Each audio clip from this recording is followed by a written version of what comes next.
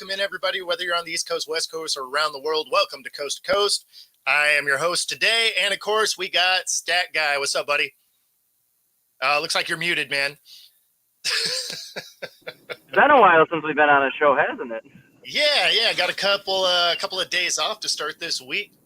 Pags has been busy. I've been, having some weird power issues with the wind and rain that we had the first couple days of this week. So we are back. So here we are. We got Wen in the house. Got my mom in the house too. Thanks for tuning in, everybody. And a lot has happened since we were on screen last.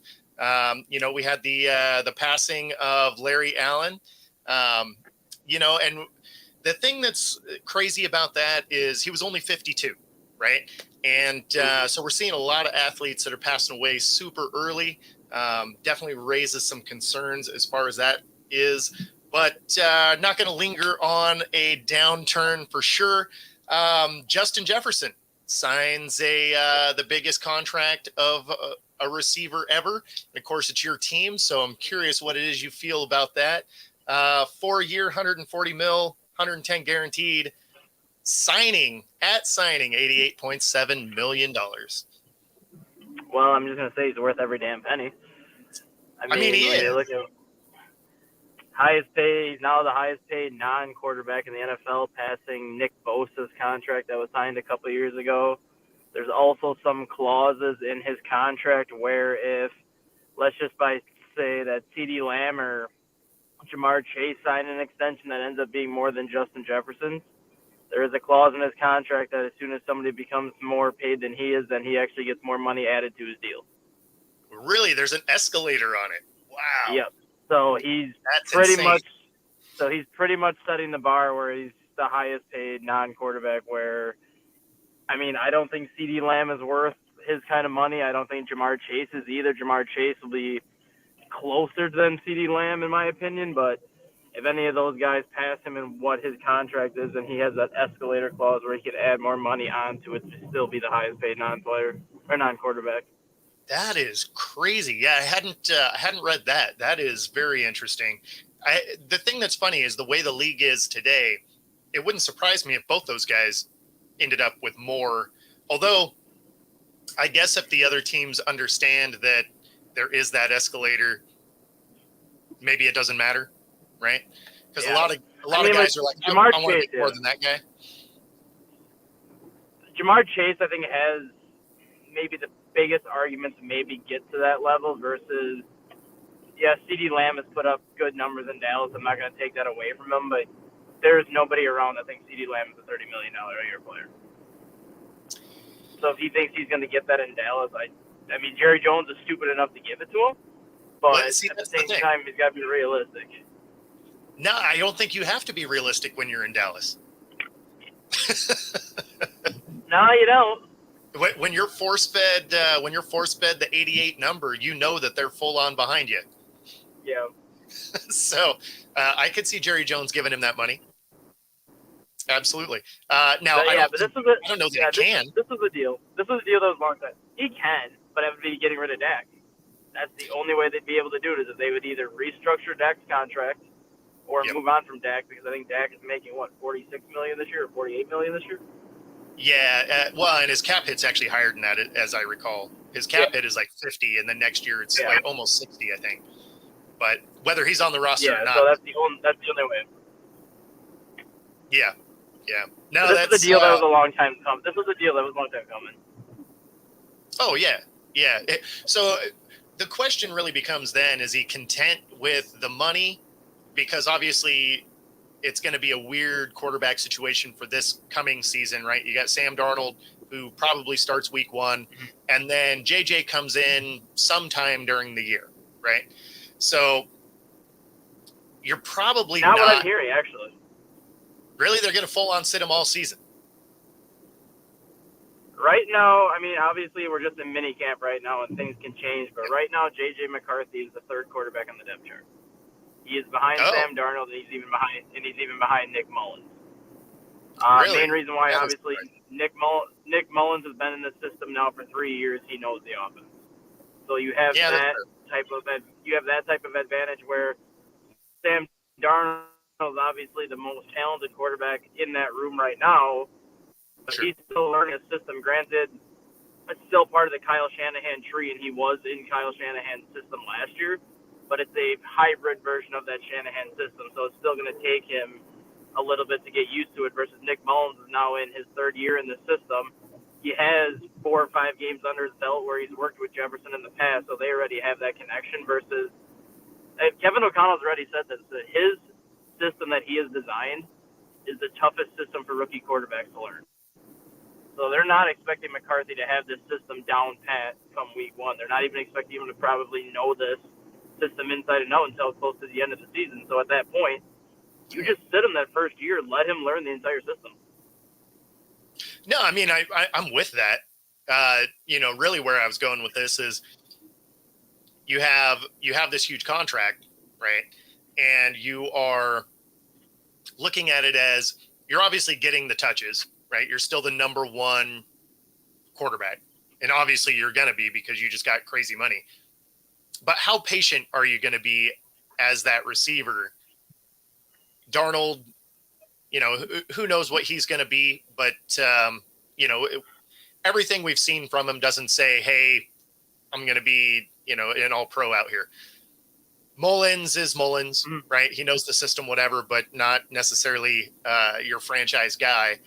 But then say JJ gets the start at some point and underperforms, you're making top dollar, but at the end of the day, you also want to win, right? So I don't know. It'll be interesting to see how this plays out, because if any of these quarterbacks really underperform, does he stay happy through the course of his career, or does he want to find his way out year 3 if this isn't panning out?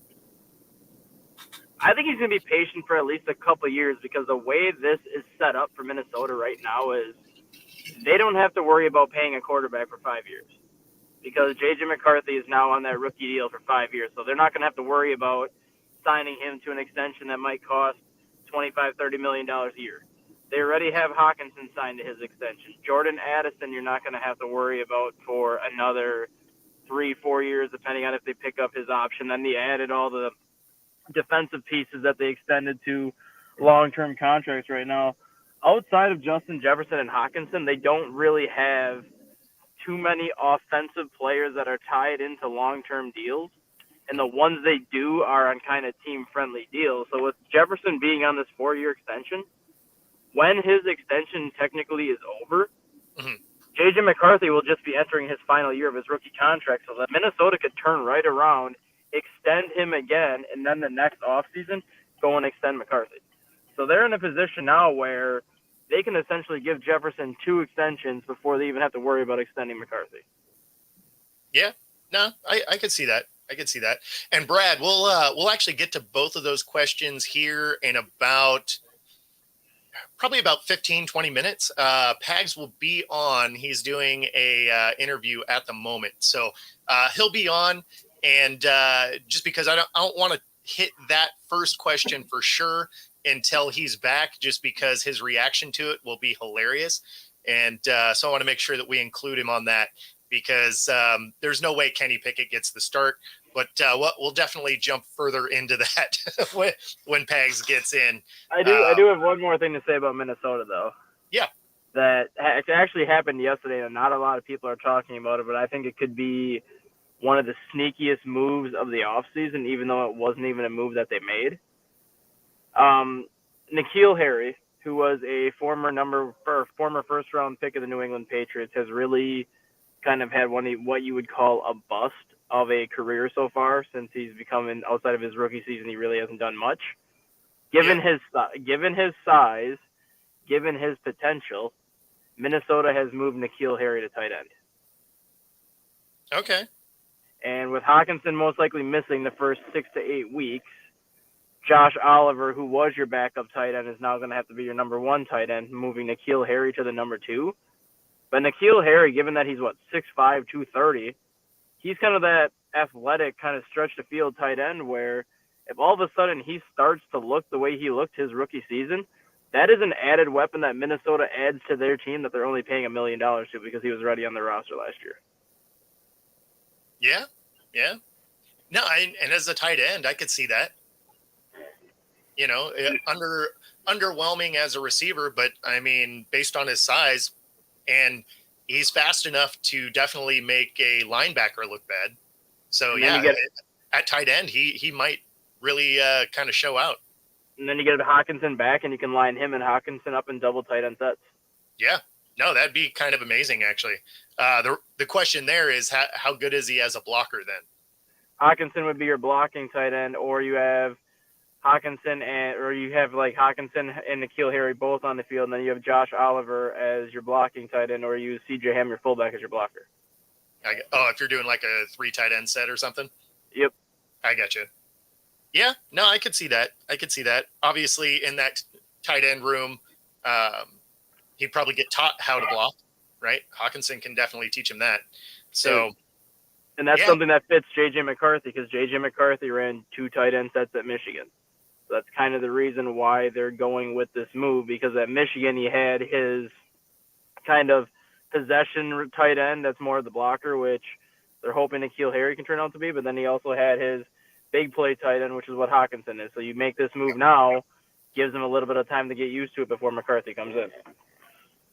No, I could see that. That could be a nice weapon for sure. And then, I mean, when it comes to Darnold, he's been in enough different systems that I don't think it's really going to matter what they throw at him at this point. No, not at all. So, it's funny because he really hasn't had great situations until last season, really. And then, I mean, at the end of the day, it's not like he was really playing or anything. But when you think of his previous stops, he wasn't set up for success. So, I mean, I think Darnold could be a better quarterback than what the film would show. Yeah, I think he is. And like his rookie year with the Jets, I mean, the 17 touchdowns, 16 interceptions wasn't great. But he didn't play as bad as the numbers showed, if that makes sense. Yeah. He did a lot with very little his first year with the Jets. And he had Adam Gase. And Adam Gase has been known to kind of ruin a young quarterback, which I think after about 2 years, he pretty much ruined Sam Darnold at that point. Because you look at it in Carolina, too. The situation that he walked into in Carolina was a lose-lose situation for him. Because Carolina was terrible. But he was playing pretty well in Carolina. You see that in past tense, like they don't still suck. Well, he's not there no more, so I don't have to use him in present tense with him anymore. No, but when when he was there though, he wasn't playing that bad in Carolina. If you actually look at I think he made 4 starts that year. The Carolina was 0-4, obviously, but when you look at his 4 starts that year, he had over 1,000 yards passing and 9 total touchdowns and only 3 turnovers. So it's not like he was playing bad in Carolina. They just I think he got hurt is why he ended up leaving the starting job, but they never even brought him back in. I'm just like, you were 0-4, I get it, but he wasn't playing that bad. Like, you should have inserted him back into that starting lineup instead of rolling with PJ Walker and whoever else you rolled with the rest of the year. I think by that time they were already just like, you know what, we're gonna go get the number 1 pick, and they traded it to Chicago. Well, again, they don't do smart things, right? I mean, when you think of the Panthers over the last 2.5 years, right? They have 6 different head coaches. Because the last 2 seasons, they've fired a head coach midway through and had interim head coaches. They have a new head coach this year. And the year before that craziness started, they had a different head coach. So in the last, 3 years combined, you're looking at 6 total coaches. That is not a recipe for success. And they got rid of their best players in DJ Moore and Christian McCaffrey. Yeah. No, it's crazy. Hey, there he is. How's your interview with Vanity Fair? I tell you, it's everybody who was on right now. Definitely pay attention to us at CBS 3 at 4 and 5. What I thought was supposed to be live was not live. It was recorded. So funny.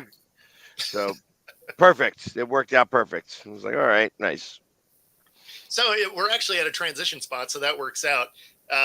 You got Brad asking a question for you. Do you think Jalen Hurts starts or Kenny Pickett? A ridiculous question, really. Who? Exactly. Yeah. Yeah. I'll go with question number 2. The prediction for the Phillies versus the Mets in London. Pain. That's straight from Rocky 3. Yep. I feel like that should be a sweep, really. I agree. I think it's well. You know what? I don't necessarily know that. I think that they may win. They could win game 1, or like the Mets could actually win game 1. Just because it's traveling, it's different. This is a whole weirdo park. You know what I mean? Like True. I haven't even downloaded the map yet that I'm supposed to download. So, but it's been I think it's going to be. I think it's going to be a great time. I think they're going to crush it. Actually, they're going to just crush it good. Well, I mean, I would imagine. Let's see. What is the Mets right now? I know they're playing bad baseball. I think 7 games under, 6 games under. Yeah, they're actually 5-5 in their last 10. So that's better than I would have imagined. Yeah, well, but I mean, I think we took them 3-1. Out of the 4 games we played already. I guess. So I expect it to be, I think the way the Phillies are playing right now is just balls to the wall. You know what I mean? They're just killing it. No, I mean the Phillies are. I mean, everything we've seen so far, it sure looks like it could be your year. Well, it's got to start off. Let's see what happens once. Still a lot left, no doubt. Agreed. Although the M's keep pushing along, 8-2 in their last 10. I just said that, and as I somehow, some way, I guess I was following them. I had to unfollow them on my sports app or score app. But 35-28. Although you did, we did drop one to the A's yesterday. Yep, which is and then you got game 3 of that series today. But obviously, going 8-2, that means you're winning series. Yep. So. Yep. Mm-hmm. Yeah. No, I mean they're playing good baseball. They definitely need to add a bat though. Like there's just no getting around it. They need somebody that can get consistent hits, because you can't lose to the A's 2-1. Like that's not a game you can lose. Don't get me wrong, the A's have actually had some decent pitching, but still. Well, I mean, your team is meant to win low-scoring games. Yep. That was the one thing I was happiest about the Phillies this weekend, or this last 3 games specifically, was that they went up against a quality opponent, and they had to keep them under 3. It's like literally, it was like that was what we needed to happen, and they did. That's 2-0, 2-1, 3-1. Those are good games. Oh, for sure. So eking them out, especially they were down 1-0 until the 8th inning yesterday, not 2 days ago. Yep. And Bohm hits the home run. So. Yeah, and I mean the Brewers are good. So I mean, the Brewers. Do you find that it's absolutely ridiculous that the Stanley Cup is not starting until 2 days from now? Oh, really? Yeah, like that's funny. I thought it was supposed to start. No, I don't. Don't they always take a week off though? No. Oh. This is a new thing now. Yeah, for some reason I thought it was starting. I think NBA. Yeah, the NBA starts. The NBA starts tonight, but yeah, the Stanley Cup. Oh, that's why. I was getting confused with the NBA. I knew one of them started today. Yeah, the NBA. And then Then after that, they should be going back and forth. But it's going to be. They're going to be 2 games into the NBA. Mm-hmm. because it should be NBA, NHL, NBA, NHL, NBA, NHL. But no, the NBA is going to end faster. Blame Canada, Yeah, it's as they always once it's as they always once that said on, weirdo country up there. as they once said on South Park. Blame Canada. I mean, at least Canada has a shot to do something they haven't done since '93, right? So, No, they want win it, but they made the Yeah. Stanley Cup in the COVID year, but win it. I was referring to winning it, but yeah, I don't think I would do well in the eating contest there, Brad. So here's something that I wanted to talk about. All right, there are a couple of different sayings. I'm getting my pad out because. All right, besides suicide squeeze, Okay. I'm writing them down because, and a sacrifice fly. Mm-hmm. What are baseball terms that people in England may not know? Balk. Yeah, Bach is a good one. Okay. Well, I guess the difference between a wild pitch and a pass ball. Nope. It's got to be what the question's going to be is like I'm going to go up to someone, paint it up as the Philly sports guy from London, and I'm going to go, what do you think is a suicide squeeze? I would say pass ball, because if someone's watching that on TV, they would think a pass ball and a wild pitch is the same thing. I would say pass ball over a wild pitch. Passed ball. Ground rule double. That one's kind of self-explanatory. Maybe not how they get there, but what happens when it happens. I was gonna say going some of the double play numbers. Mm-hmm. Well, I think, so trying to ask them positions might be a little tough. Mm-hmm. You know what I mean? Because I can't. But I guess, what's it mean when a base coach gives you a green light? Gotcha. Double play, triple play. No, I don't. I'm trying to get like 5 of them, 5 terms. Like what? Like, I'm trying to think of obscure. I mean, a couple of those that Rob threw up there, frozen rope.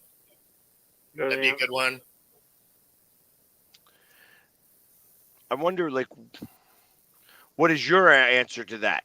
What is a frozen rope? A ball that doesn't travel more than 10 feet off the ground and gets to the wall in like 2 Yeah, I was going seconds. to say that is just a anything drive that doesn't drop, right? It's a frozen rope.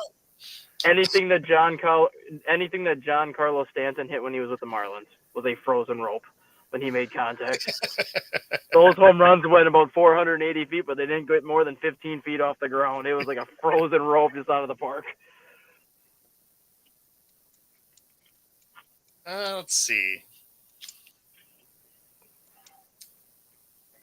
Is asking them what they think a strikeout is. I mean, do these people are going to have any idea about baseball? I mean, that's a good question. I guess maybe I'm overthinking it. It could be very simple things. There is definitely that. Yeah. What about a swim move?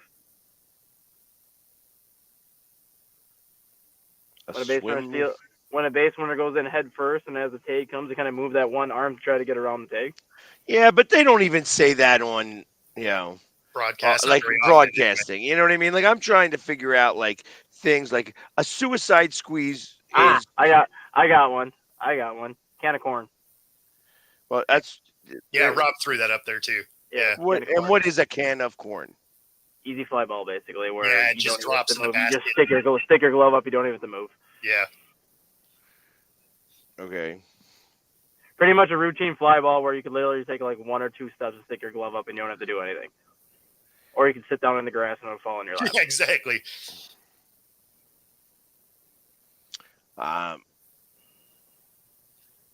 Yeah, like some of these, like Rob, Inside the Park home run is literally just telling you what it is. I mean, I like that one. Rec Room Sports. Which position is the hot corner?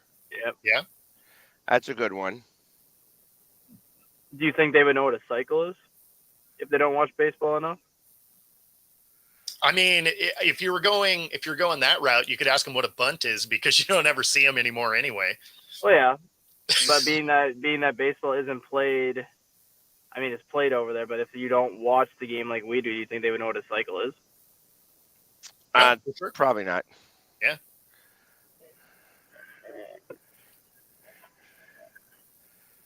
I mean, you could ask what it means when a batter is batting cleanup. Yeah. Okay, I like that. I mean, I guess if you're going with the idea that they're not necessarily watching a lot of baseball, you could ask them what a force out is. You can even ask that for anybody because there's still people like older people. I'm not gonna say you guys are old, but like older people that are like in their like 40s, 50s, 60s that don't even know what a force out is sometimes. They know the concept of it, but they don't know, like, they think a force out is at first base because you don't have to take the guy at first base, or they think the force out can be at second place on a double play. There's a lot of people that don't realize you can have force outs at home plate. Oh, for sure, yeah. They're so used to the catcher having to make the catch and then make the take. A lot of people still don't realize there's a force out at every base at some point. I mean, you could ask them what a perfect game is. Yep. Oh, since we've had a couple of those the last couple of weeks, ask them what an infield fly is, or the infield fly rule. At the same time, you could ask them what infield interference means, because I'm not sure I understand now. Yeah, they might have better answers. You could ask them who Angel Hernandez is. Yes. If they don't watch baseball, I bet they still know who that guy is. So here are the ones that I have. This is you could ask them what the rubber is. What's a rubber? That's exactly. But I think it'd be hilarious just for entertainment value. You're right. There we go. So now I have 11. All right. Suicide squeeze, sacrifice fly, balk, strikeout, hot corner, can of corn, passed ball, cleanup, sweep, and rubber. What about pitch com? What? What about asking them what the pitch com is? Pitch count? Pitch com, like the pitch com system that the pitcher and the catchers use now instead of the signs. I don't even know what the hell that was. I was going to say, I don't know what that is. Yeah. Nope. I ain't asking that question. You don't know what the pitch com is? Yeah, it sounds like you're saying pitch com. You know what I mean? No. I'm thinking what's that? It's like it's pitch communication. It's the pitch communication system is what it is. They got speakers now? Yeah, so the catcher has like the little thing on like their shin guard on the very top. Some of them have it on the top of their glove, and each of these things come with buttons. So it's got 1, 2, 3, 4, 5, which stands for the pitch that you use. 1 being fastball, 2 being breaking ball, 3, 4, 5, whatever else you use. And then on the other side of it, it has locations. 1 being up and in, 2 being up down the middle, 3 being up away, 4 inner middle, whatever. 7, 8, 9 is the lower part of the zone, so you could hit 1, 6 would be fastball down the middle. 3, 9 would be breaking ball low and away. And then the pitcher has like a little earpiece that goes on the top of his head. So when the catcher pushes the button on his knee, it sends a signal to the pitcher and it'll say 1-9, basically fastball low away. Interesting. Yeah, I didn't know they were doing that. I mean, you could ask them what a grand slam is. Right. So, yeah, I think last year was the first year they started using that system because of the Astros when they did the trash cans and all that stuff. They got away from like the whole doing the finger things at second base because so many coaches now are paying people to basically look for those kind of things, look for like signs that the catchers use and try to pick that up. So now they just went with the whole radio communication thing now where you just push a button, it goes into the pitcher's hat and they can't hear it besides the pitcher. Oh, since you're going to ask him what the rubber is, you might as well ask him what a switch hitter is. They're really going to have no idea what you're asking them about. Yeah, exactly. All right, but I think I have enough there. The only other one that I saw, I like Dinger. Maybe Dinger. Yeah, Dinger's a good one. Because these have to be, like, what I'm thinking of are common terms for us. Mm-hmm. Oh, actually what would be a good one that is used in every game is what is scoring position? Yeah. That's an actual baseball term they use every game. Scoring position. Another one they use, which it's not used as much anymore because you don't have it a bloop and a blast. I'm going to go with they're not going to know that. Yeah. That's why you ask and find out if they do know. Like, if someone does, then more props to them. Yeah, What I mean, does it mean to be a pinch hitter? Yeah. Yeah. Pinch hitter, pinch runner, both. Yeah.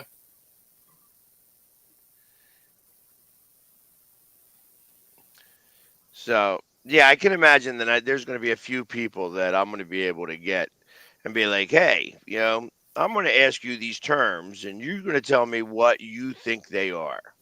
Yep. Yeah. No, that should be entertaining. I think it'd be great. I just hope I can answer like, what is a balk? It's when the pitcher steps off the mound in a funny way after engaging. The thing that's funny is you can actually get one from the catcher too. Yeah, catcher got a balk against the Cubs last night in the White Sox Oh, game. really? Yep. What happened? So when so it used to be like when the catcher like does the finger symbols. Now it's when the catcher pushes the button on his communications device and gets into the set position like he's about to catch the ball. Then he comes out of that set position to push the pitch comm again. That counts as a balk. Why? Because it disrupts basically. It's the same thing as like if the pitcher goes into the stretch and starts to come towards home plate and then stops himself. It's like a disruption of the timing is essentially what it is. Well, and they also like if you use, if I remember right, if a catcher uses other gear other than his glove to stop a ball, like if he pops his mask off and rather than using his glove to get the ball, he uses the mask, that can also advance the runners. Yep. If you really want to play a fun game with the people in England, ask them how many different ways you can reach first base. I mean, yeah. What is that answer? I think there's 8? 9. I think it's 9. I thought it was 8. But You have maybe a I'm hit. wrong. Because you have a hit by pitch, basically a swing and a miss, wild pitch. Yep. A balk. Can't get to first by a balk. Yeah, you Hit can if by it's ball pitch. 3. If it's ball 3 and the pitcher balks, you get a walk because it's a ball added to the batter. Yeah, but that's not by balk. It's by walk. Well, and now you have the pitch count violations now where you can get to first, which because I don't think it counts as a walk if it's a pitch clock violation on ball 3. I think it just goes down as to get the first No, I think it's got to be a walk. It would have to be going as a walk. or an error That- maybe. that- Error. I was going to say, I was thinking it would probably be. I think it's an error. I don't think it counts as a walk if a pitcher has a pitch count violation on ball 3. I think it goes towards an error. Weird. Yeah. Yeah, well, I feel like that one's a little too involved for. I don't know about that. I'm actually going to check it now because I don't believe that. When Well, what a dropped strike 3? Also, you can steal first. Yep. right, well that's that's a strikeout wild pitch. Is I thought. Yeah. Fielder's choice to get on first base that way. True. Right. That was Although, I mean, you may just 7. There there are are 7 ways. 7. Hit, walk, error, fielder's choice, hit by pitch, drop third strike, defensive interference. Oh So yeah, that'd be yeah, catcher interference. Yeah, catcher Yep. interference. Yeah.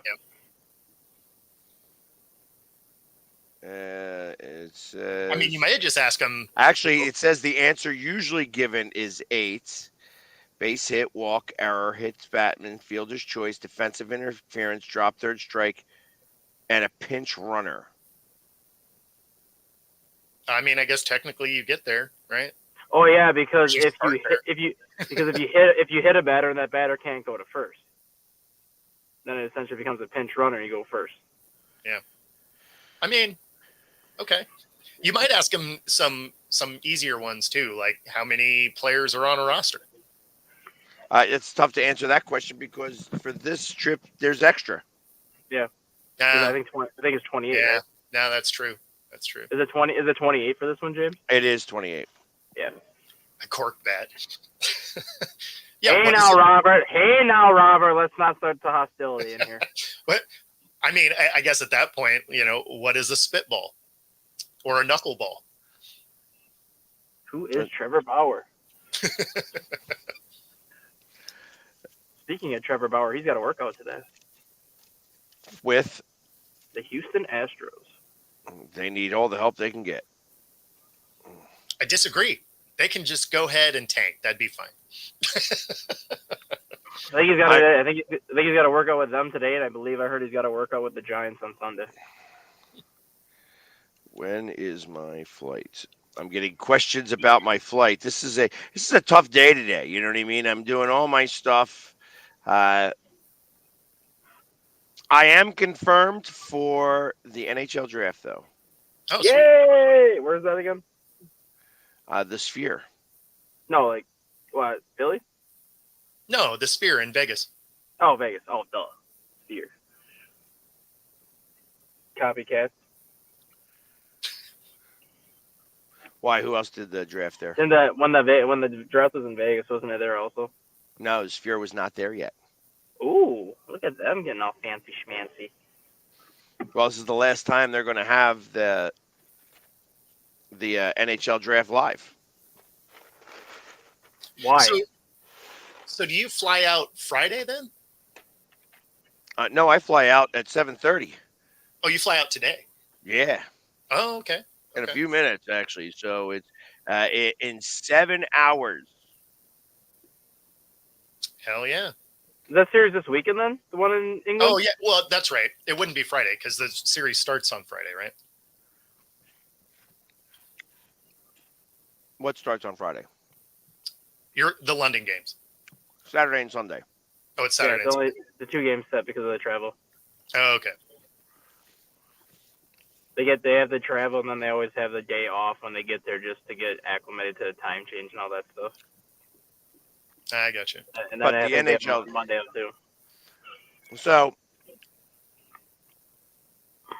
sorry, I shouldn't be chewing while I'm on a podcast. I know, but where am I going? I am going to be going to London. I leave today at 7:20 p.m. and I come back on the 12th. On the 14th, or I'm sorry, is it the 15th? Make sure of that.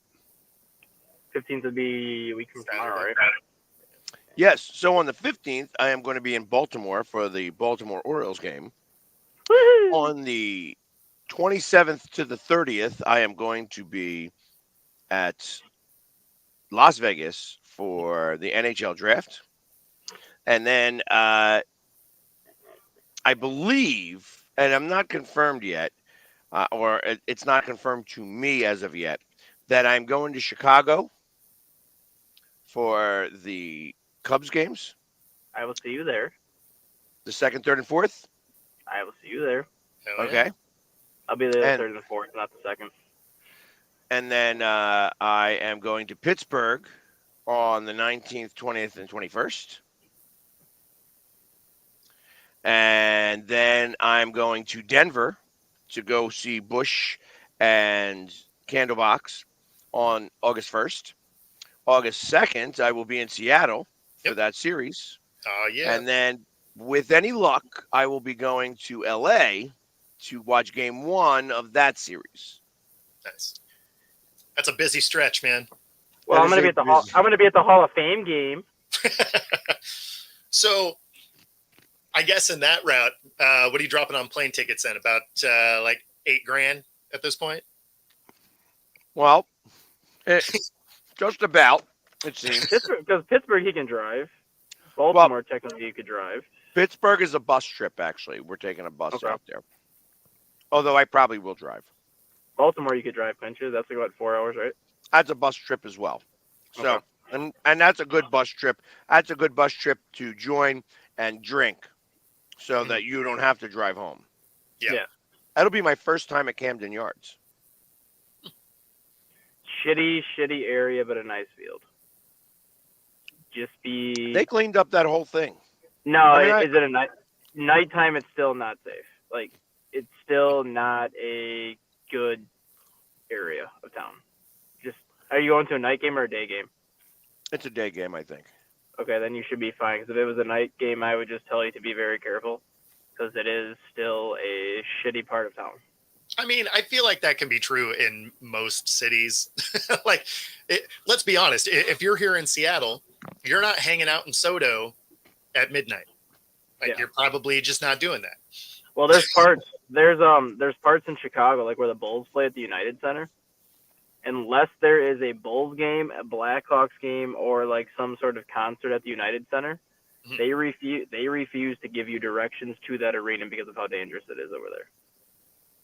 Wow. Because when I went to Chicago the first time, I wanted to go there and get the picture of the Michael Jordan statue that's out front, just because I was never at the United Center, and they flat out refused to give us directions because they even told us flat out, they're like, unless there's a game, we don't give people directions because you don't go there unless there's a game. Wow. Crazy. Okay. Bet the food's good, though. Well, Chicago food is fantastic, and that's I don't know if I gotta check the dates because if I think it might be the week that you're there for the Phillies Pegs. I think they have the Chicago Food Fair in downtown Chicago that week. That's the 2nd, 3rd, and 4th.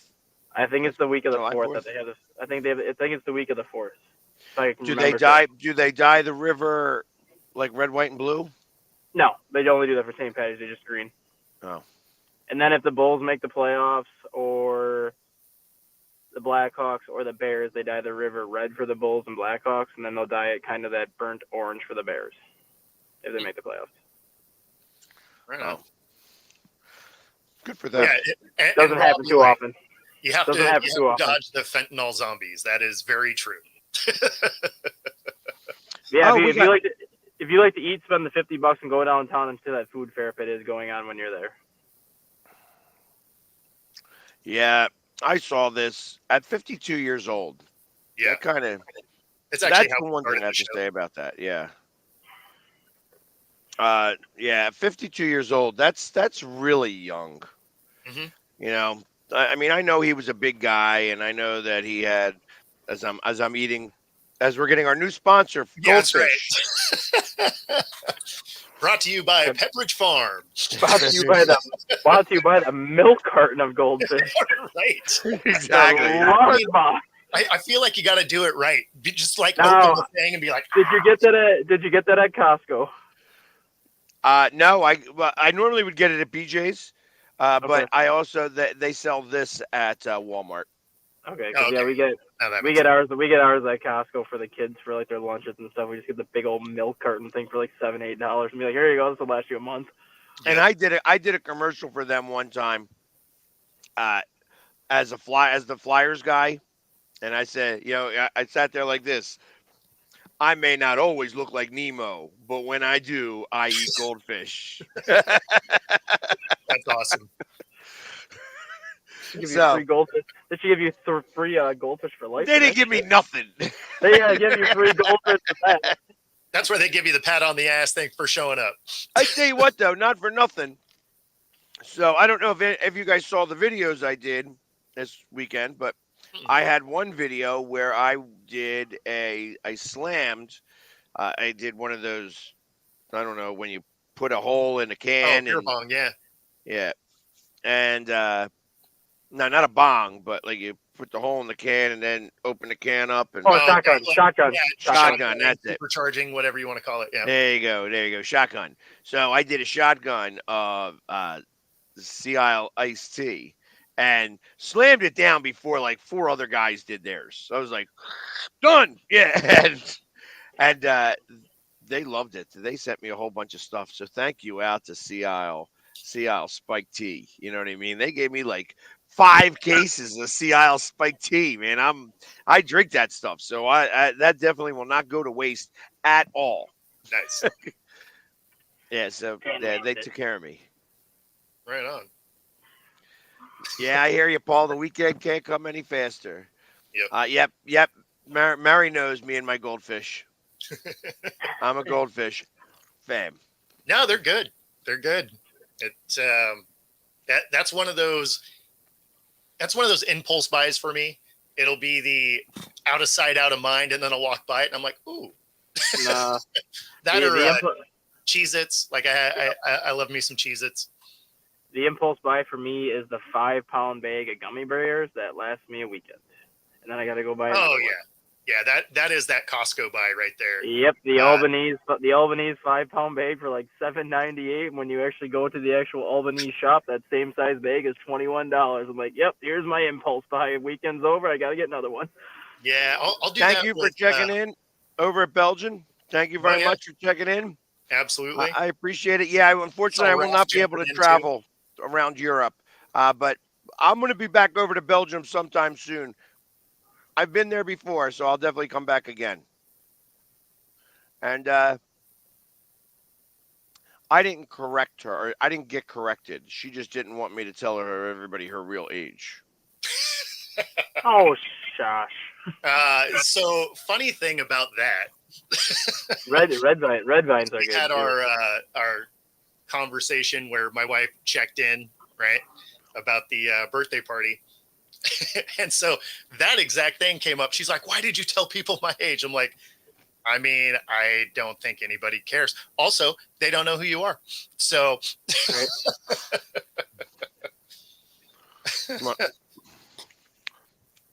I didn't get any pictures. I didn't take any pictures. Yeah. So there's that. It didn't get crazy. I was a little disappointed. I was expecting some dumb stuff to happen, and relatively chill overall.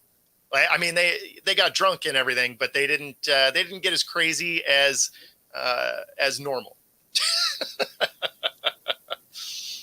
So got it. Okay. The other big candy I will buy is Sour Patch Kids. I will buy that big bag because I do love me some sour candy. Are you going original or are you going red, white, and blue? Original or the watermelon ones. Oh yeah. Especially if you throw those in the freezer. Pretty rad. Yep. And they are Sour Patch Kids in the freezer. Yep. Yeah. Yep. Oh. If you really want to get creative, it's not easy to do all the time, but you take them and you put them in a cup and you melt them in the microwave and then you put them in the freezer. They make amazing freezer treats. That's a date. That is a date. I am big on Belgian beers. I am a Chimay fan, which comes direct. They say it comes directly from Belgium. I'm a triple guy. I like Chimay Blue. That's like my thing there. So Belgian wheats and Belgian triples are like right up my alley. So I would love to go do a beer tour of Belgium. I am 100% coming on that trip. That would be an amazing trip. If we could get Expedia or somebody to sponsor that. Exactly. Buffalo Wild Wings. Yeah, absolutely. How's it going, Raph? Raph, good to see you. Good and plenty. Not really. No. Not a good and plenty. I am not a licorice guy, a black licorice guy. I know. I had a black licorice thing for half a second when I was doing Sambuca, but no, we can't do it anymore.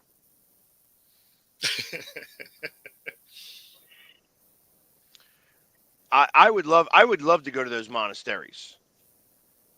You know, Yeah.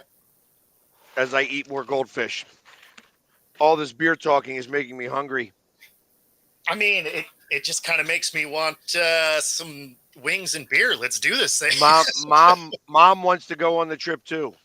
Yeah, absolutely. I think that'd be hilarious. Let's do this thing. Exactly. You Right, bring the wings. buffalo wings. Let's go. Don't threaten me with a good time. We'll see. Let's. Really, the Lakers are looking to get the. Bobby Hurley. Oh, I thought maybe the girls coach. No, so I don't even know what happened in that. Last week they said they were all in on JJ Redick. Like, it literally made it seem like JJ Redick was their guy, and they just were waiting to hire him, and all of a sudden they're saying they're all in on the UConn head coach. So I don't know what when Redick interviewed and whatever happened. He's a robot. Just the way he said it is exactly the way I think about it. Yeah. I don't think it's going to matter who's coaching the Lakers. They're going to lose. No, that's for sure. Redick did sound LeBron's, like LeBron's there. when they were talking about it last week. Redick definitely sounded like it was just a formality that he had to fill out paperwork. So the fact that other names are starting. He was the only one that got 2 interviews. Yeah. No. Exactly. He was the only one that got 2 interviews. That's why I'm wondering if it's all of a sudden because of money or if it's something else, or all of a sudden maybe Hurley's like, well, I'll be interested to test the waters, because they even said prior to the whole hiring process that Coach K was involved in the hiring. Well, obviously JJ Redick played for Coach K. So the fact that you got 2 interviews out of that, they must have loved what JJ Redick said. Otherwise, you don't give the guy 2 interviews. Yeah. But then again, Hurley also played for Coach K. So there you go. So since we're talking about basketball, I guess, how do you guys think the finals will go? Who do you got winning? Boston. Yeah. Yeah. Man, I'm going Dallas. I'm going Dallas in 7. That's Only actually the way I'm this leaning. This is the first series that Boston is going to have where one of the big stars is not hurt. And you're going to have to rely on Tatum to not have 1 or 2 games where he just disappears. Yep. Because if you look at their playoff run so far, Tyrese Halliburton was out the second half of the Pacers series. Julius Randle was out that entire series against Boston. And then who did Boston play in the first round? Yeah, Randle was out in the first series. Yeah. But then Joel Embiid wasn't healthy when they played him in the first. No, Joel Embiid had the Knicks. Who the hell? Was it Miami? Yeah, no Jimmy Butler. Yep. So every series that Boston has had, the star player for who they've faced has been out. Yep. Now you have 2, Kyrie Irving and Luka Doncic. And Kyrie Irving has a chance to go back to Boston for revenge. Exactly. Yeah, I think this is a 7 game where Dallas pulls it off. And mostly because I don't think that Tatum will be consistent the whole time. Just because we haven't seen it. I could be wrong. Maybe they pull it up, but I think it goes 6 games either way. I made a $50 bet that it won't go 7 games. Okay. I don't care who wins or loses. Oh, it's just that it goes 6 or less. That it goes 6 or less. Okay. What's the I can see pay on that? What was the line? $50. No. I mean, I made a bet with somebody. Okay. I thought you meant like you went to a sports book and made it. I was like, oh, okay. Well, like what was the line on that? Like what? Yeah, the $50. It was they took. Oh, wait, it's going to go to game 7. I'm like, no, it's not. And they're like, okay, well, let's bet $50. And I was like, okay. I mean, the odds are on your side, right? And the only reason why I'm leaning towards Dallas is because of their record on the road in the playoffs so far. They have one road loss in the playoffs so far. Yeah, the only reason I'm leaning that way is Tatum. I think the game. I think he's going to have at least 2 games where he just doesn't show up or falls off at the end, and I think that ultimately becomes the difference. And I think it's because Luke has been the best player in the playoffs since it started. Yeah. Well, the biggest problem I have is that they both took a week and a half off. Mm-hmm. Yeah, I mean, everybody's going to be rusty. Like that first game is going to be kind of ugly, I think. The first game's gonna be a 79-72 game. First game's going to be a classic Jason Kidd style game back from when he was playing in the 90s. 80-80, all ugly shooting and defense. Yep. That's what I got. 79-72. Actually, I feel like them both being rusty, if they're both rusty, Boston's got the edge. Yeah. Yeah, I'll give you that. They're more athletic. And then I think that what'll happen is that Boston's going to wind up taking the first 2 games. Dallas is not going to be able to recover. I got you. So, Chris, there's not a lot to talk about there. I mean, they are. I was going to wait until after the break because I am going to bring this up because yes, it seems like if there's anything to talk about, it is women's basketball for some reason. That everybody's. I agree. We can do it after the break, no problem. Because I mean, they're playing her tough. Yeah. They're playing all the rookies tough. Before we get to the break, did you guys see the name selections for the Utah hockey team came out today? No. So the top 6 names came out today. You have the Utah Yeti, the Utah Outlaws, the Utah Venom, the Utah Mammoth, and then there's 2 other ones that they have not listed. The Yeti, no. Yeah, exactly. The Mammoth. Mammoth sounds cool. The Outlaws, I get. You know, the Venom, no. Yeah. I think Blizzard was another one. Utah Blizzard. I mean, it's base of the Rockies, I guess. Yeah. I like the Mammoth. I wouldn't mind the Yeti other than it's ridiculous. Like, no, we're not the Yeti. I'm a big fan of names without S's. Yeah, okay. Utah Mammoth. Right. I like not the Mammoths. Mammoth. Yeah, there's only one. There's one Mammoth.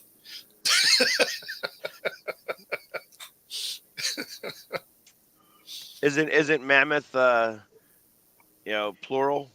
No, it's Utah Mammoth. So it's the Venom, the Yeti, the Mammoth. No, without the S. The only one that has the S is the Outlaws.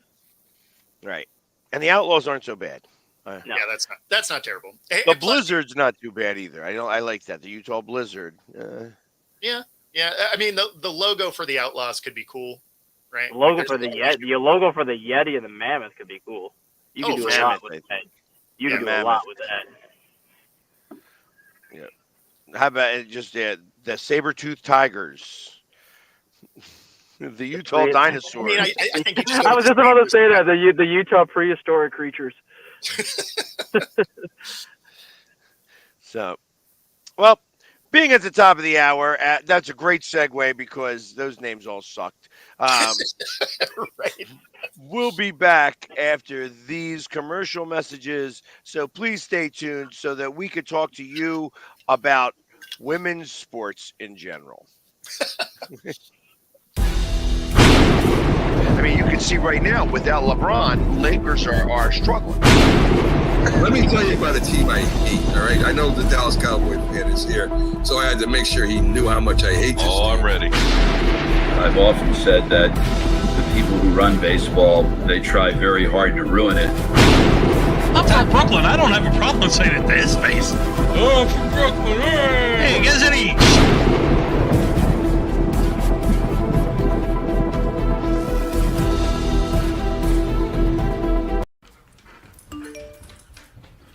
Trisha's having a sleepover tonight. Can I go? I wonder about Lucy's friends. What should I say? I know you're only 10, but one of these days a friend will offer you a drink. And alcohol at your age can lead to so many things. None of them good. So can I go to the sleepover? Lucy, I want you to promise me I something. finished my homework. Bigger promise. If there's any drinking, I want you to say, "No thanks, not my thing." Mom. I promise you. Your real friends won't care. Deal? Sure. Really? I promise, Mom. They really do hear you. Did you pack your toothbrush? For tips on how to start the talk, visit underagedrinking.samhsa.gov, a public service message from the Substance Abuse and Mental Health Services Administration. Sometimes, all you need to change your life is a sign. A sign that says, "Hank, this is the place you've been looking for."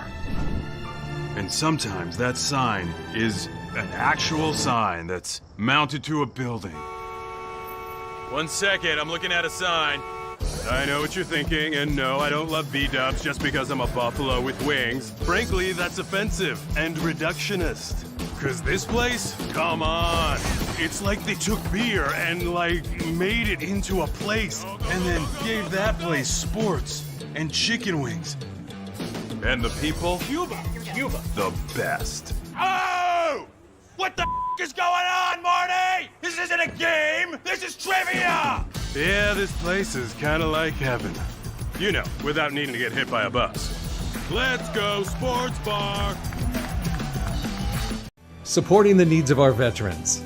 That's the goal of all of us at Team AmVets. Like Mitch, Carlos, and Kevin from our Welcome Home team that brings furniture to our vets. We are Team AmVets. Or Linda from our thrift stores who brings you great bargains every day. I am Team AmVets. And John, who picks up your thrift store donations that support California veterans programs. I am Team AmVets. Visit our website or a Team AmVets thrift store to donate or shop today. Join the team!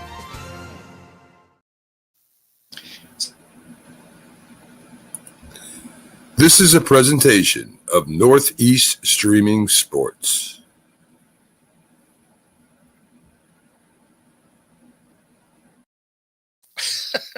So I like this one. Utah Dinos, but if you do it Utah Dinos, you have the Flintstones dinosaur in there. I think it'd be hilarious.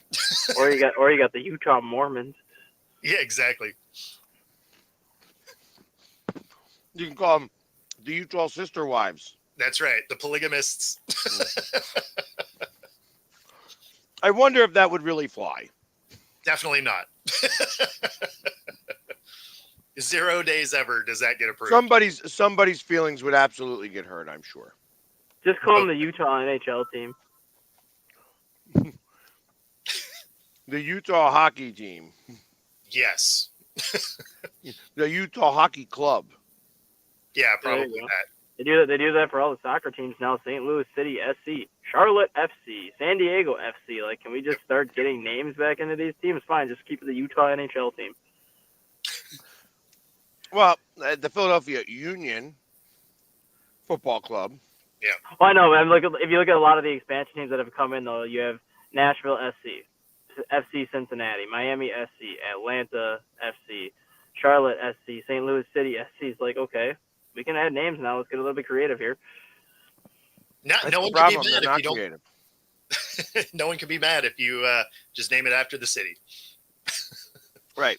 Yeah, we are the Tennessee Tens.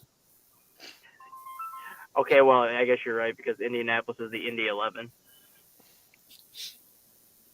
The 11? Because you have 11 men on the pitch. The Indy 11. Wow.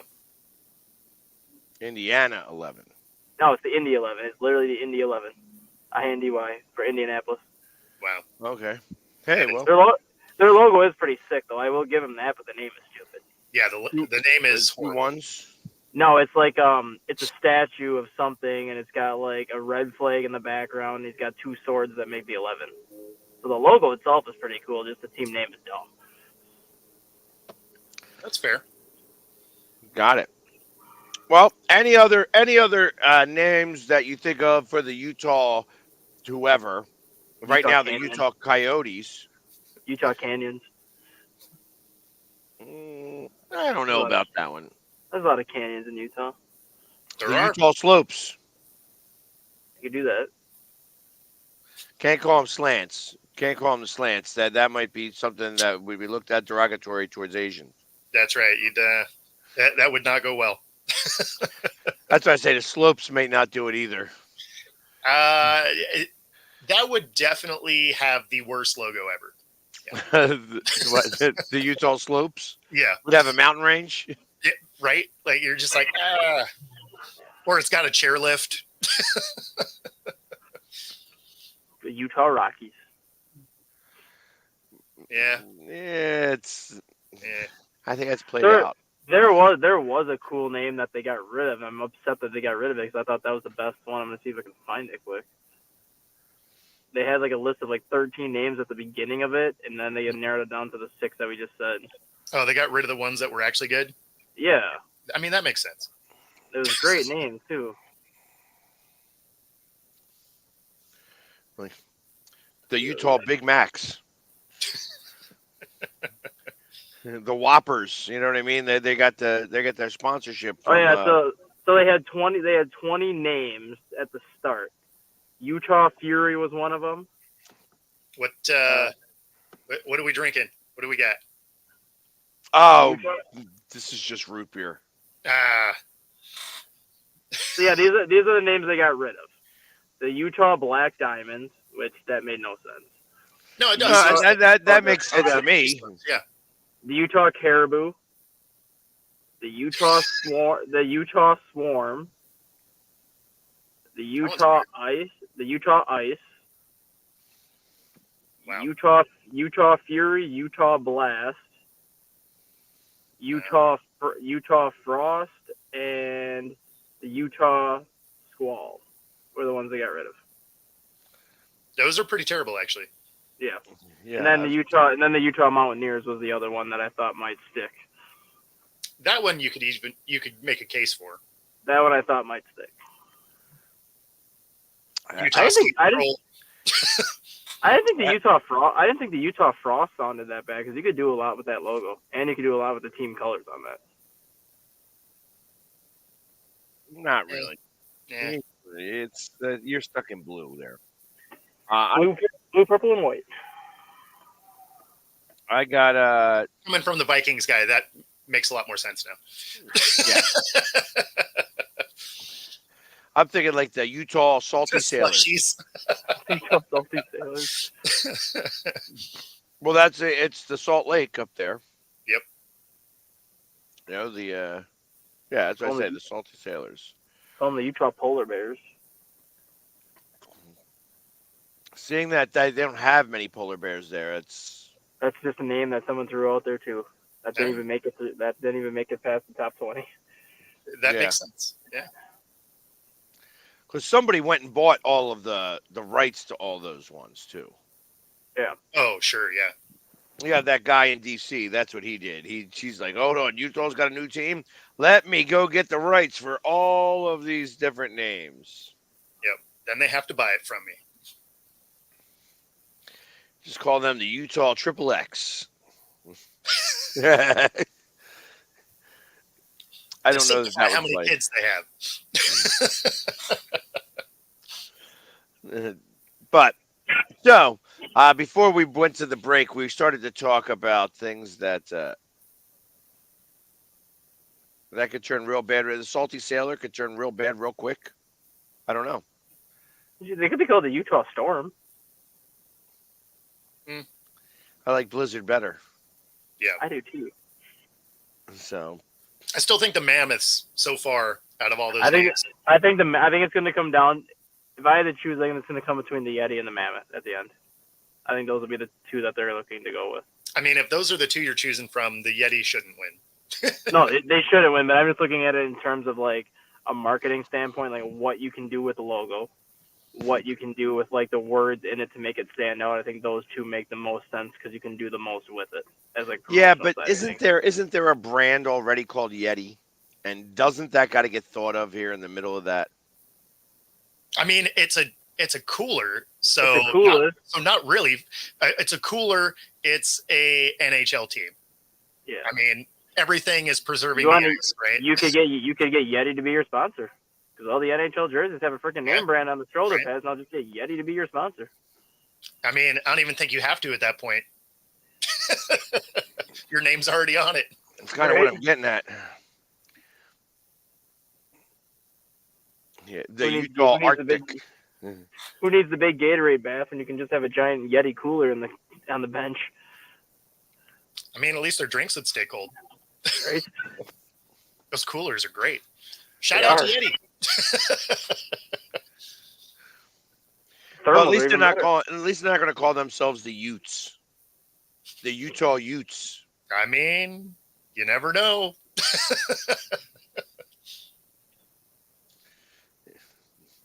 But the anyways, Utah natives. you can call them the Condors. I think they have condors over there. Yeah. Albatross or whatever. Yeah. Now I'm just coming up with different names. But have trademark on them. Make money That's off right, of it. all of them. So, anyways, the reason why I even wanted to bring up women's basketball is because right now there is this push on TikTok, and I don't know if you guys have seen it or not, but there are a lot of women talking out against the other women. Oh, yeah. There has been a lot of videos that these women have gone on diatribes. Like, it's like, I can't stand listening to them for longer than 45 seconds, because after 45 seconds, it starts to just like, how much longer do I have to watch this video? Okay, I'm not watching it anymore. I have to scroll away. But they are really going after the league. Yeah. You know, it's like, hey, listen, yeah, I know that these girls are getting beat up bad, and They are. But the thing is it's physical basketball. It actually reminds me a lot of when I enjoyed watching basketball. Now, some of these shots are clearly flagrant fouls, which they got flagrants for, right? Mm-hmm. That aren't basketball moves. But a lot of it is these ladies, get down and beat each other up a little bit. It's physical basketball. I actually kind of enjoy that. I'm not a big fan of where the NBA is, where everybody flops and cries and goes to the line every 5 seconds. So I appreciate a little more physical brand of basketball. Again, if you're throwing someone down by their neck or you're just blasting somebody away from the ball, obviously those aren't basketball moves. You don't want to see that stuff. But if they're beating each other up down low, getting in to make a shot, I have no problem with that at all. I hear you, but a lot of it's not basketball play. No, Sure. I never liked Angel Reese to begin with, and this, if you listen to her press conference the other day, this is exactly why I cannot stand her. Yeah. Trying to say people are watching women's basketball because of me, because I was in the championship game. No, they are not watching women's basketball because of you. It's because of the person that's getting the ever living shit kicked out of her right now. Well, Reese has actually gotten beat up pretty solidly too, but I would say she is bringing eyes not to the same degree that Caitlin Clark is. Yeah. But her involvement in that championship game definitely increased the viewership a little bit. Nope. I disagree with you now. Okay. So I was watching Pat McAfee the other day, and he was saying, "Oh, well, let's talk about the big three. The big three. You got Caitlin Clark. You have who's the real tall chick? Yeah, Brink, and then Angel Reese." Yep. And they were saying, "Oh, let's see how these games are doing here." Every situation showed that everything is going towards Caitlin Clark and nothing anything else. No, I agree with that. What I was meaning by it is people were watching. So going back into college, right? People were watching. Caitlin Clark was absolutely killing it, right? And then through the playoffs, she dropped like a 31-point game and then two 41-point games in a row, right? like absolutely killing it. Then you get in and she's doing the no one can see me thing and all of this, right? So then that national championship comes and they meet LSU. Angel Reese gets in her face, all of that, right? All that goes down. And it elevated the intrigue, right? Because now you had somebody that was the, kind of the anti-hero in this story, right? So everybody's still watching for Caitlin Clark, but now you have this other character that helps build the story with it. And then you got an entire another season of that story to keep building. And then you quickly go from that championship game. Now, obviously, Reese wasn't in that one, but you go from that championship game straight into the draft, straight into the season. So although she's not driving numbers the way Clark is, because obviously Clark, reset records and all kinds of stuff, but it gives you almost someone to root against, right? Which does help the storyline. Well, let's go back to that game 2 years ago. Sure. How well did Angel play that game? She had an okay game. Yeah. She wasn't even that good. She was nowhere near the best player even on the court. No. Actually, her doing that finger thing, all it did was make sure she got drafted. That's all it did. That elevated her draft status. That's it. She's not that good of a player, actually. No, she's really. I mean, she's a good defensive.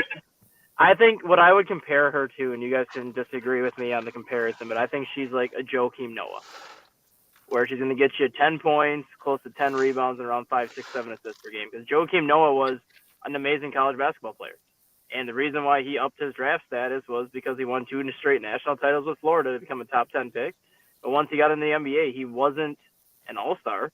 He was a very good player, a very good defensive player, but that was about it. You could say the same thing with Angel Reese. She got to the national championship and won to elevate her draft stock, but she's not going to be like that elite scorer. She's going to be a very good player and an outstanding defensive player, but she's not going to be that one player that you can count on to take over a game. No, that's exactly what she is. She's a good defensive player. She's a good rebounder. And her offense is okay. And she's very jealous of Caitlin. For sure. Yeah. No, I would agree with that. I'm just saying it elevates it because there is that storyline that is contradictory to Caitlin Clark, right? So it gives you that hero villain element to it. Yeah. Which helps. Except she's not a villain. No, she's but not a villain. It's the way that the media spins it, but it does help drive a storyline. Yeah, it's not even spinning that way. Now she just looks like an entitled bitch. Yeah, and the thing is, she always has been though, because before she got to LSU, when she was at Maryland, she was looked at as a thug when she was at Maryland, because she came into Maryland with the "I'm better than you" attitude, and you're not going to be better than me. And she played like complete shit at Maryland. She got humbled. She got humbled real quick in Maryland, and ended up going to LSU. So like the way she's acting, she's acted this way her entire college career. So it's not surprising that she's continuing it, but she needs to start humbling herself, because you won the national championship over Iowa. You didn't win the national championship over Caitlin Clark. You won it over Iowa. Caitlin Clark outplayed you in that game. Caitlin Clark then had a better year than you did this year in college. Caitlin Clark got more viewership than you did even after you won the national championship. You're just more so mad that Caitlin Clark stole the spotlight from you, even though your team won the national championship. And you are really, first off, figure out those eyelashes a lot differently. Didn't somebody tell you that looks like ass? It looks like straight ass. This is my opinion. And then even like 2 weeks after getting drafted, Angel Reese is skipping practices. She attended a event at the Gala in New York City for what I don't even know what the hell that is. I guess it's unimportant. They're a 2-win team, right? Yeah, 2 or 3 I feel like wins. you shouldn't be skipping practice. Like I don't know what the Gala is. I've heard of it. I just don't know what it is. But I guess it's a big event that happens in New York City. But she literally skipped 2 team practices to go to these events at the Gala, and then they questioned her pregame the next day. She's like, "I went to the Gala. I slayed at the Gala. I came back to the New York game and I slayed at the New York game." Yeah, you're talking about the Met Gala. There was a lot of people there though. I know, but I'm just like, you're a rookie that's been in the league for less than a month. you have no business skipping your team's practices right now. I mean, I don't know. I think that's one of those where you capitalize while you can, right? Because if you're not the Caitlin Clark that's going to have a, potential Hall of Fame career or whatever, if you're going to be a above average probably player, I don't know. You take those advantages while you can, because they may not come later. Well, even if you do, though, you don't come out and say what she said, though. I'm beginning to understand now. I'm beginning to understand. Bo is actually a fan of Angel Reese. No, I'm saying get your money. I'm good with that, like getting your money. But like at some point, you need to just stop running your mouth. Like she makes herself look so much worse by the comments she makes when she just keeps running her mouth. Yeah, I agree. She shouldn't have missed any kind of practice because that team is not good. But to be fair, both of those teams, I guess, they were drafting high because they're not good teams. So, and the thing with Angel Reese too is she did the same thing Caitlin Clark did with the whole ring finger, the you can't see me, things like that. So like, I wasn't necessarily mad when Angel Reese was doing it just because Caitlin Clark did it too. Oh, of what course. made it worse was when Caitlin Clark was trying to leave the floor to join her teammates after that game. Angel Reese kept getting in her face, doing the you can't see me and doing the ring thing. It's just like you win with class and you lose with class.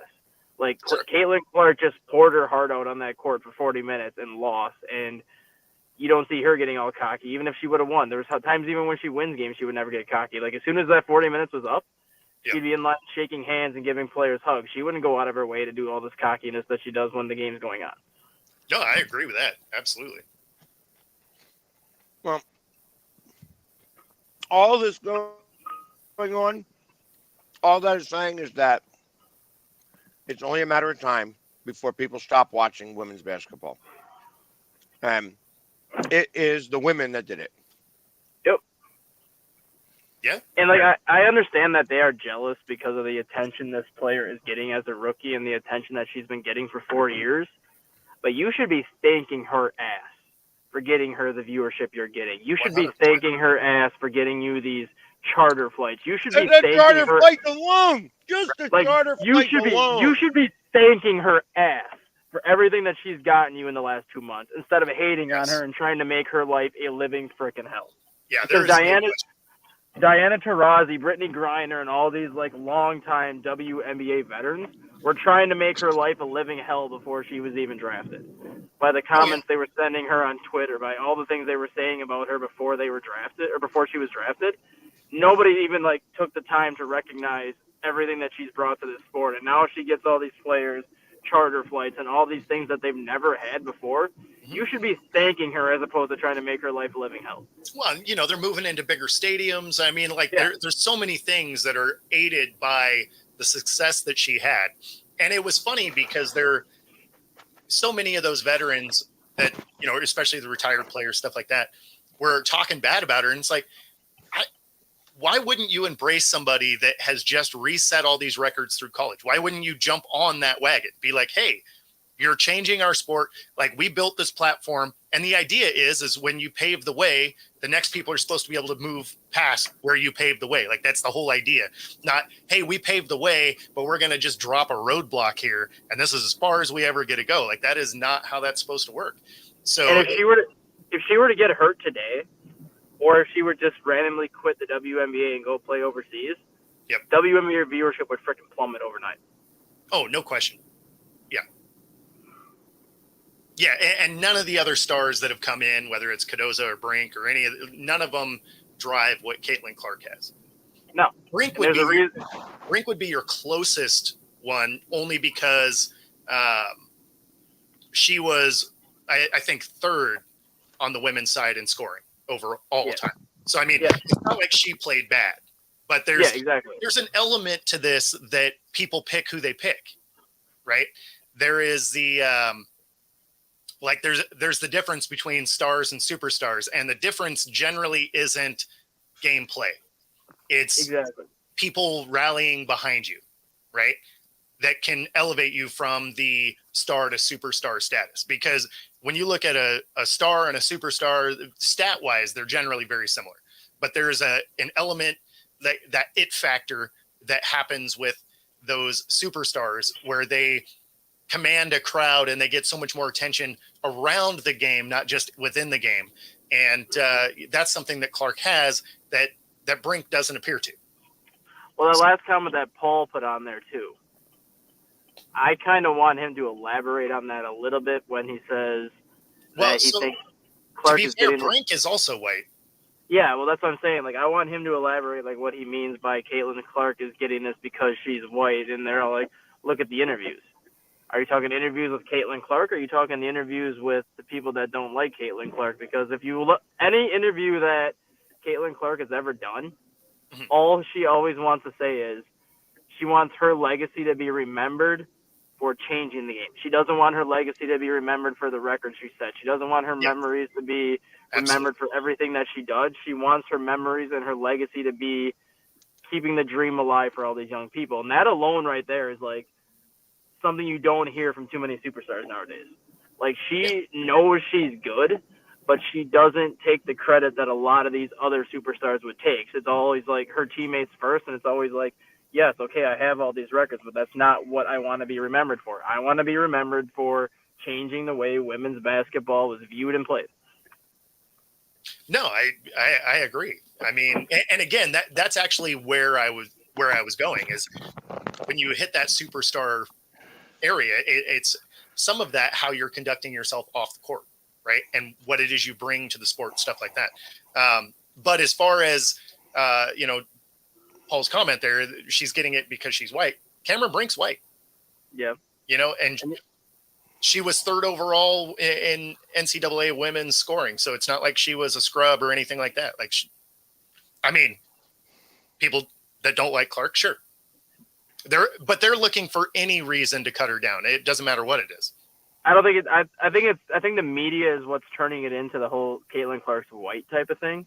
Yeah. But the people that don't like Caitlin Clark are just flat out jealous of her success and flat out jealous of what she's been able to bring to the WNBA table in just 2 months.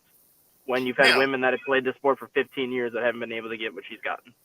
One thing she might need to do is jump in the gym a little bit, because if she's going to get beat up like this, she's going to need to. Well, that's going to come though, because you see that even with rookies in the NFL, rookies that come into the NBA, like they don't have the same kind of weight facilities in college that they do in the NBA. So yes, it is going to take her 2 years, maybe 3 years to put on the weight that she needs to, which I'm not worried about that. That's going to come with time, but it's just like, just seeing the shots that she takes.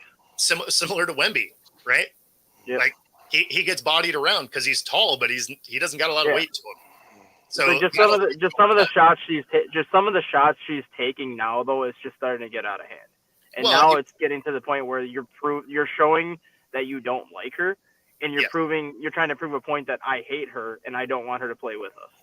Well, I mean, that's the thing, right? Is now the barbs are coming at your white and stuff like this instead of attacking her game, because if you look at her stats, they're not bad, especially for a rookie, right? So you can't really attack the game.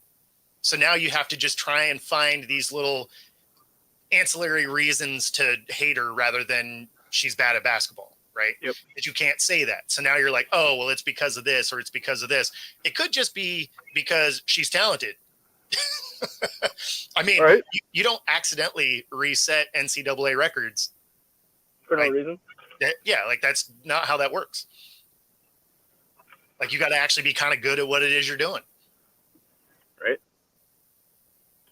A little bit good. Just yeah, you had to put the work in a little bit just to get to the level you're at. You had to put the work in a little bit. You don't just roll out of bed one day and say, I'm going to start shooting like Stephen Curry on the women's side. I hear you. I tell you, sorry guys, I had to check out of that conversation. It was just, like I'm just, as much as I thought I was interested in talking about it, you're not. How many, when you travel, when do you pack? Depends on how long I'm gone, I guess. I'm going to be gone for 6 days, 5 really. You're going to be gone. Okay. And you leave today? In 4 hours. 4 hours. Yeah, so I'd probably pack as soon as you get off the show. Is about when I would pack. Yeah. Okay, that's kind of what I was looking at. And I'm like, well, damn, I gotta make sure I pack this. I gotta pack this. I usually start packing about 2 or 3 days before. So I'll check the weather like 2 or 3 days before. But then I'll also check the weather the night before, and then if the weather is the same, then I'll finish my packing the night before as like outside like bathroom and toiletry stuff. So being a guy, I've learned that there are a few things that I do I do. Like I always pack like 2 pairs of jeans, although I only ever wear 1 pair of jeans. Yeah. I'll pack like 4 sets of shorts. I'll wear like 1, maybe 2 pair. Yeah, and then you pack enough underwear to shit your pants the entire trip. Exactly. Like 12 pairs of underwear. Because I'll usually like to take a shower in the morning and then a shower after I get done with painting myself up. And also it's, I gotta go through underwear all the time.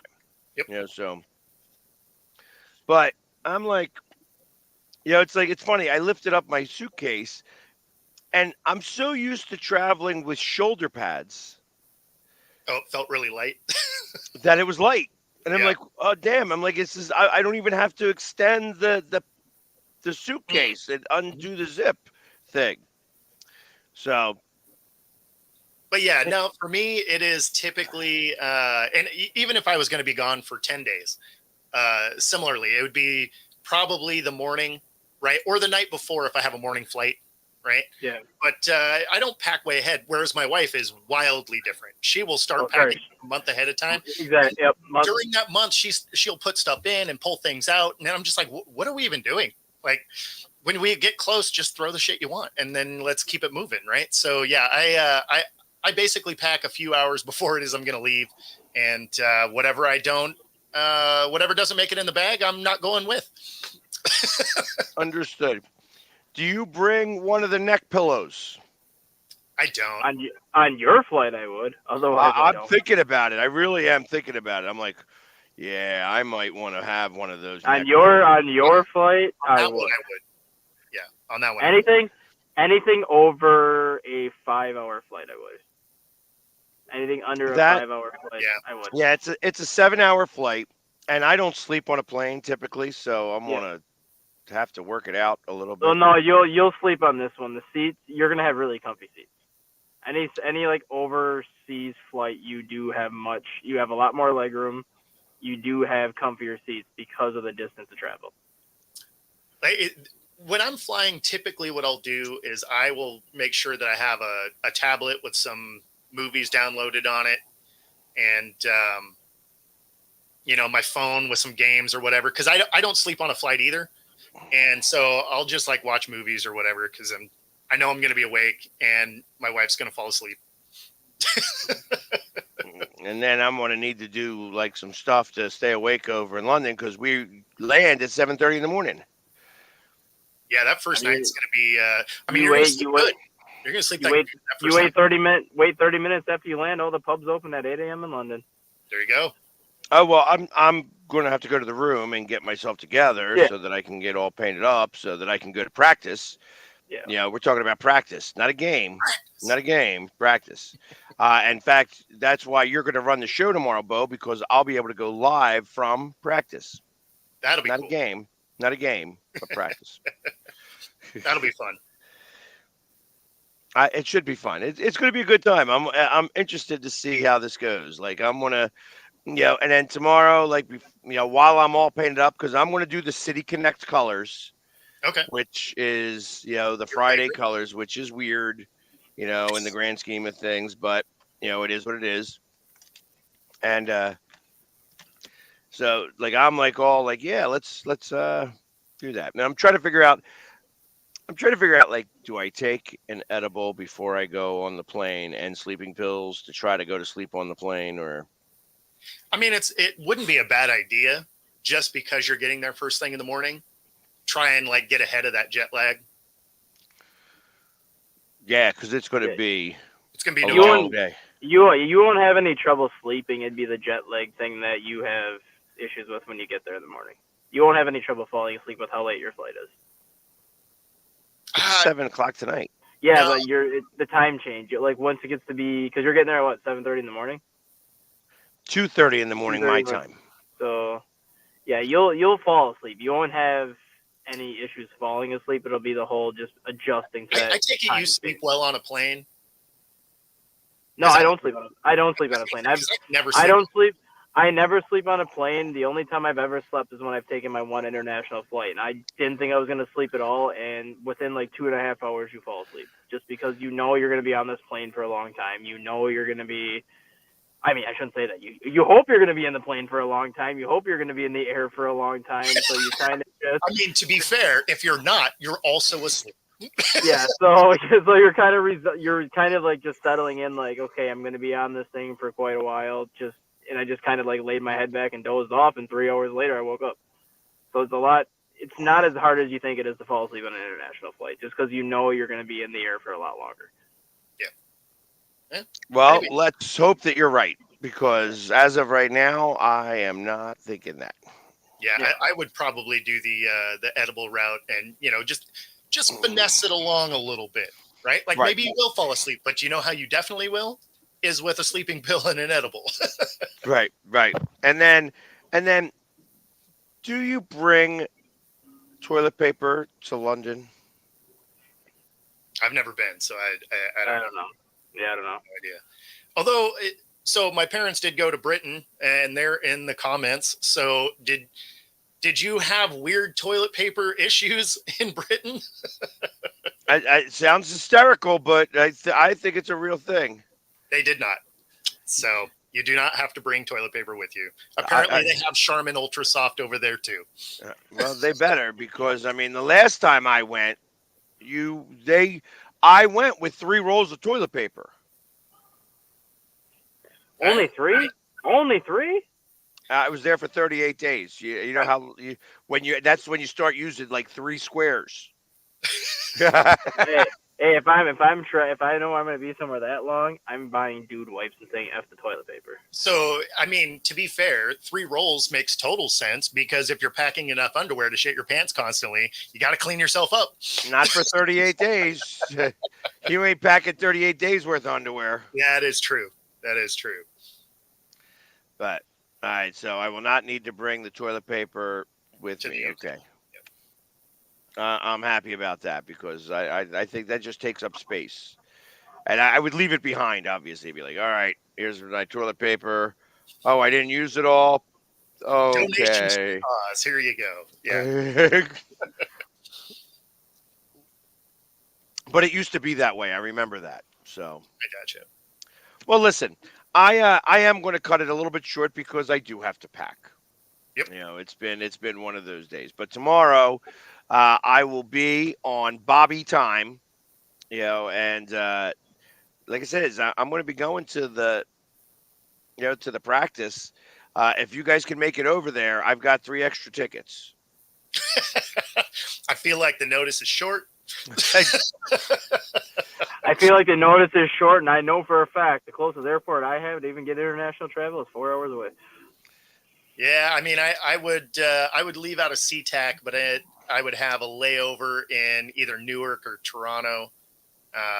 Something like Funny that. that you wouldn't go the other way. And truth of the matter is that my thought would be that your layover should be in Iceland, because it would be faster for you to go over the Arctic Circle to but land if I in go to Iceland.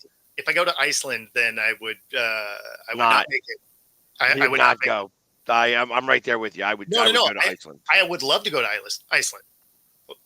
That's what I'm saying. I wouldn't go any further. No, exactly. I would land there. I'd be like, well, you know what? Practice sounds cool, but I'm going to go explore. Here I am in Iceland, Reykjavik. Yeah, I hear Reykjavik is it was one of those places that if I ever got married, that was going to be where I would do my bachelor party. That'd be cool. I hear Reykjavik is like out of this world. Yeah, everything about the place sounds like it'd be a blast to go check out. Yeah, blonde hair, blue eye women with big boobies. Sorry, Mom.